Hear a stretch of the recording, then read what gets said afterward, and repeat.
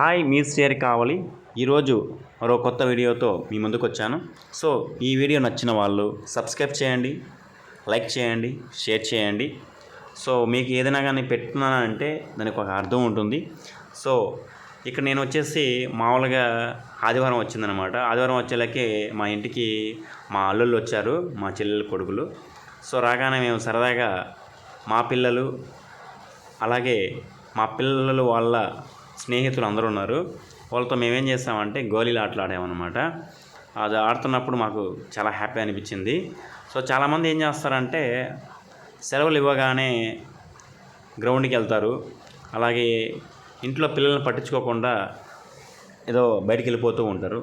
So holidays వచ్చినప్పుడు మన పిల్లలతో మనం ఆడటం వలన వాళ్ళకి తల్లిదండ్రులతో ఆడేలాగా చాలా ఆనందపడతారు.